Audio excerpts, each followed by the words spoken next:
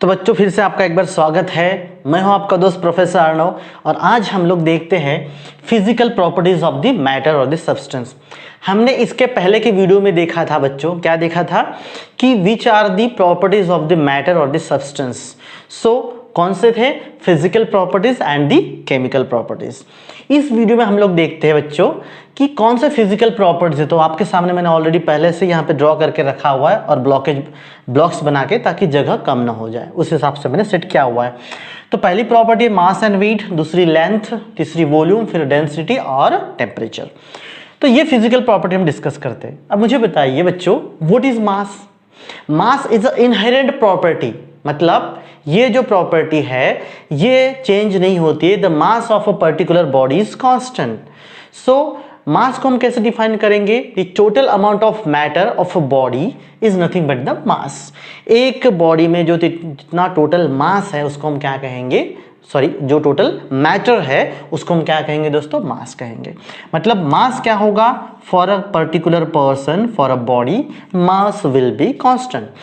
Now if we talk about the weight, अगर हम wait की बात करते हैं तो वेट कांस्टेंट नहीं होगा। क्यों? क्योंकि weight is nothing but the what? The gravity acting upon the मास।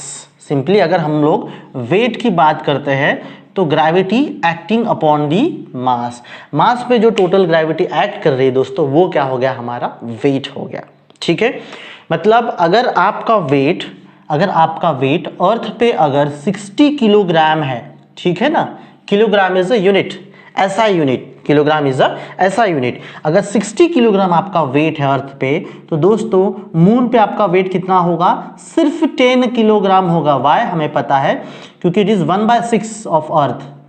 क्योंकि ग्रेविटी कितनी है? ग्रेविटी जो है 1/6 है मून पे अर्थ के कंपैरिजन में। इसका मतलब ये हुआ कि आपका मास तो कांस्टेंट होगा बट वेट कांस्टेंट नहीं होगा दोस्तों।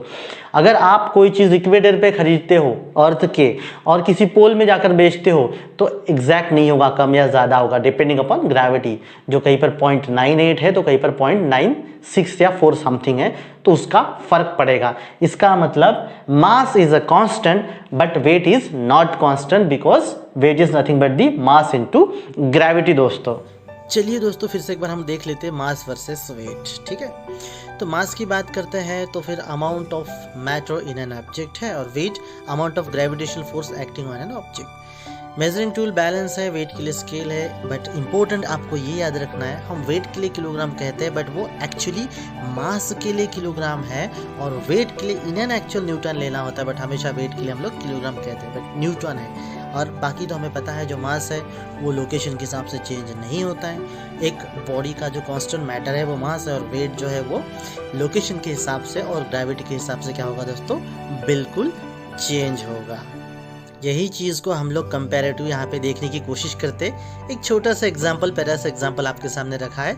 देखिए यहाँ पे लिखा my weight on the earth is around 560 Newton, my weight on the moon is around 90 Newton, but my mass is always 56 kilogram. वो कांस्टेंट है 56 किलोग्राम, लेकिन हमें पता है 1/6 यानी मून पे 90 न्यूटन और अर्थ पे 560 न्यूटन है दोस्तों। ठीक है, अब हम लोग बात करते हैं दोस्तों लेंथ की। सो लेंथ का यूनिट क्या है? जैसे हमने मास और वेट का ले लिया है ना, वेट का किलोग्राम, तो बात करते हैं हम लोग लेंथ की। तो लेंथ का क्या है?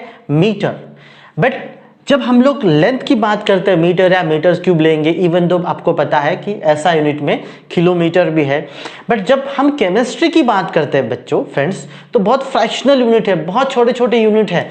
जैसे हम लोग बात करते हैं कि उसमें नैनोमीटर है, छोटे छोटे है ना, नैनोमीटर है, देन पिकोमीटर है। तो जब हम इसकी बात करते हैं, ठीक है ना, 1 मीटर हमको पता है ना, 1 metre is how much? 100 centimetre. How much? 1 metre is equals to 100 centimetre, that is 100 centimetre. तो जब हम लोग नैनोमीटर और पिकोमीटर की बात करते हैं तो किलोमीटर तो छोड़ दीजिए। So 1 nanometre is equals to 10⁻⁹ metre approx, and picometre 1 picometre is equals to 10⁻⁻12 metre. ये इतने छोटे हैं, याद रखिएगा। इतने छोटे हैं ये जब हम लोग बात करते हैं लेंथ की, ठीक है। तो हमको नैनोमीटर और पिकोमीटर में क्या करना है, मेजर करना है जो केमिकल प्रॉपर्टीज है, चीज़ें है, एटम्स है ना, जो नैनोमीटर में आता है 1 नैनोमीटर 2 नैनोमीटर इसमें आता है ना। तो इतना 10⁻⁹ और 10⁻12 metre. So that is all about जब हम लोग बात करते हैं लेंथ की दोस्तों।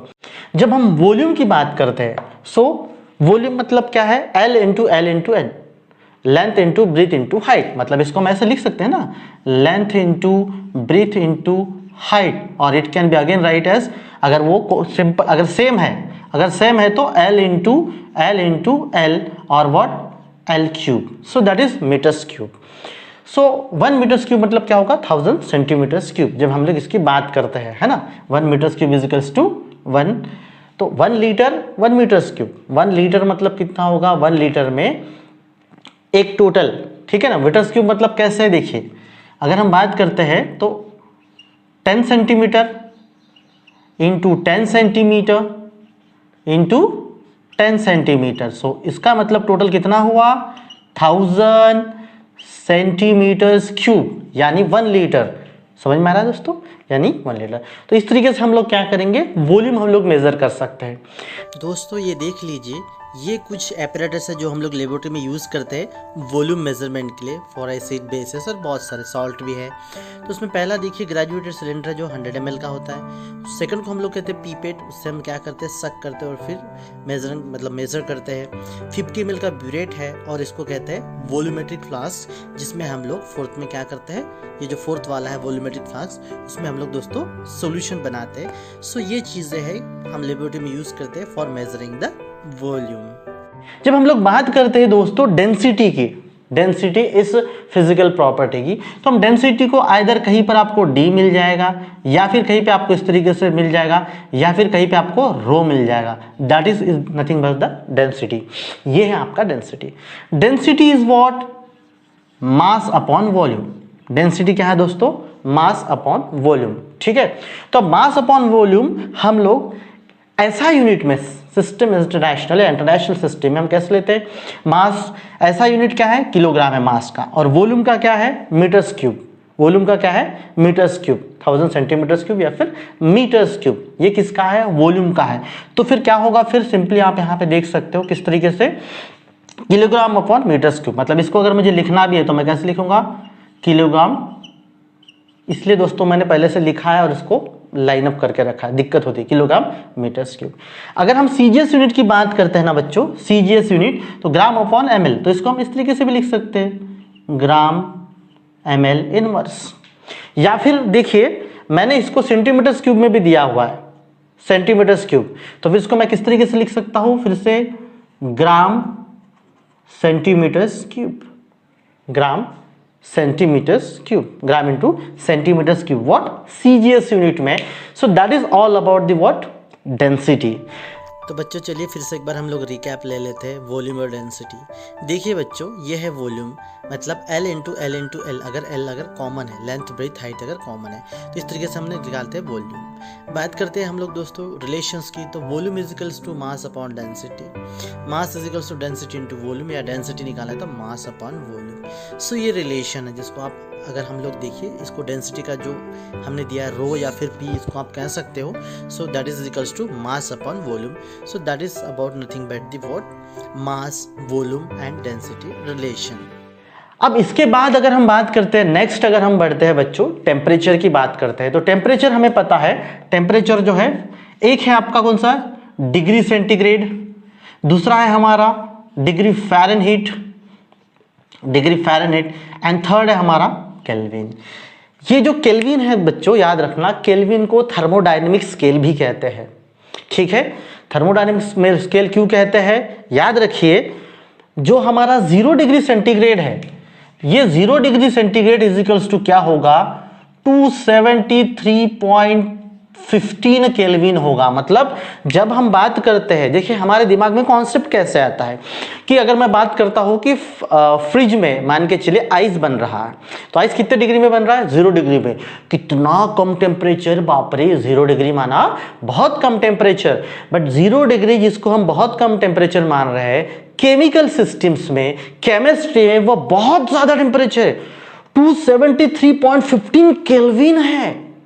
क्यों? क्योंकि जब आप बात करते हो लिक्विड अमोनिया की, लिक्विड हाइड्रोजन की, जब हम लोग बात करते हैं liquid ammonia, liquid hydrogen gas, तो ये 2 केल्विन 3 केल्विन पे, ये जैसे 2 केल्विन पे 3 4 केल्विन पे क्या होते हैं, 7 केल्विन पे वो क्या होता है, लिक्विड स्टेट में कन्वर्ट होता है वो, मतलब उस स्टेट में एक्चुअली नियर अबाउट सॉलिड होता है वो। तो इसका मतलब थर्मोडायनेमिक स्केल में 0 degree is a very high temperature, बहुत हॉट, बहुत ज्यादा गर्म मतलब टेम्परेचर है, इसीलिए हम इसको यूज करते हैं। ठीक है दोस्तों, that is what 0 degree centigrade, जो डिग्री फ़ारेनहीट, ठीक है ना, डिग्री फ़ारेनहीट, इस तरीके से हम लोग क्या करते हैं, यूज करते हैं। फिर केल्विन, जैसे अगर मैं बात करूं, अगर आपको कैलकुलेट करना है दोस्तों फ़ारेनहीट, तो फ़ारेनहीट कैलकुलेट करना है तो आपको 9/5 इंटू डिग्री सेंटीग्रेड प्लस 32 लेना पड़ेगा। 9/5 इंटू डिग्री सेंटीग्रेड प्लस 32। अगर आप केल्विन की बात करते हैं तो simply kelvin is equals two degree centigrade plus 273.15, ये होगा। आप देखिए ना, 0 डिग्री सेंटीग्रेड मतलब इतना, डिग्री सेंटीग्रेड मतलब अगर आप 0 लेते हैं तो दिस मच, 1 लेते हैं तो 1 प्लस इसको कीजिए, वो होगा आपका केल्विन, मतलब आपको माइनस में नीचे जाना पड़ेगा। याद रखिए, एक मैं आपको बता देता हूं, more to know what is the absolute temperature. Absolute temperature is what, -273.15 degree centigrade. मैंने क्या कहा, -270 मतलब -270 मतलब केल्विन, ये डिग्री सेंटीग्रेड, तो फिर केल्विन कितना होगा। अगर -270.15 डिग्री सेंटीग्रेड बोलता हूं तो वो आपका क्या हो गया, 0 केल्विन या फिर 1 केल्विन, आपका अप्रोक्सीमेट क्या हो गया, आपका वो 1 केल्विन। समझ में आ रहा है, क्योंकि ये स्टार्टिंग पॉइंट है, याद रखिएगा, डोंट गेट कंफ्यूज, ये स्टार्टिंग पॉइंट है 273.15 डिग्री सेंटीग्रेड मतलब 1 केल्विन, मतलब वहां से स्टार्ट हो रहा है। तो 1 केल्विन ये आपका जो स्टार्टिंग पॉइंट है, तो वो इतना डिग्री सेंटीग्रेड, इसीलिए जब 0 में पहुंचेंगे, समझ रहे हैं ना आप। देखिए मैं अगर आपको बताऊं एक स्केल के हिसाब से, मतलब यहां पे इस साइड में, स्केल के इस साइड में मान के चलिए आप, ये स्केल है, इसके लेफ्ट साइड में, यहां पर हम लेते हैं ये डिग्री सेंटीग्रेड, लेफ्ट साइड में डिग्री सेंटीग्रेड और राइट साइड में केल्विन। तो यहां पर ये 0 केल्विन, ये 0 केल्विन मतलब इधर देखिए ये 0 केल्विन, तो यहां पर क्या होगा, -273.15 डिग्री सेंटीग्रेड। अब 0 केल्विन से 1 2 3 4 5 6 7 8 9 करते करते जब यहां पे आया, कितना आया, जब ये 273.15 किस पे आया, केल्विन पे आया, तो माइनस था ना, माइनस से करते करते प्लस पे आया 0, मतलब 0 degree centigrade, 0 degree centigrade is equals to 0 degree centigrade is equals to 273.15 kelvin, या 15 को छोड़ देते हैं, 0 degree is equals to 273 kelvin, 0 degree 273 kelvin. तो 273 केल्विन है, तो ऐसे करते करते यहाँ पे 0 केल्विन, तो इधर माइनस में जाएगा, 0 के बाद -1 -2 -3 करते करते -273 डिग्री सेंटीग्रेड। मतलब ये जो 0 डिग्री सेंटीग्रेड है, ये थर्मोडायनिक स्केल में 273 केल्विन है, दैट मच, याद रखिए दोस्तों। ठीक है, सो फ्रेंड्स, इस वीडियो में यहाँ तक ही, थोड़ा सा रिकैप हम लोग लगे तो ले लेते हैं आगे में। ठीक है, तो आई होप कि आपको समझ में आ गया होगा, तो ज़रूर मुझे कमेंट करके बताइएगा, और इसको हम लोग थोड़ा सा और फिर से क्या करते हैं, एक्सटेंड करके वीडियो में हम लोग देंगे। ठीक है दोस्तों, तो चलिए फिर चलते हैं। तो बच्चों फिर से एक बार आप यहाँ पर देख सकते हैं कि 0 केल्विन मतलब -273 डिग्री सेंटीग्रेड और -460 फ़ारेनहीट। टॉप में जाएंगे तो आप 373.15 केल्विन यानी 100 डिग्री सेंटीग्रेड है, और वही 212 फ़ारेनहीट है, जो मैं आपको पहले भी बता चुका हूँ बच्चों। ठीक है, तो बच्चों अगर ये वीडियो आपको पसंद आए तो ज़रूर लाइक कीजिएगा, शेयर कीजिएगा, सब्सक्राइब कीजिएगा, और मुझे कमेंट करके ज़रूर बताइएगा जो आपको इसमें समझ में नहीं आया। चलिए मिलते हैं दोस्तों नेक्स्ट वीडियो में।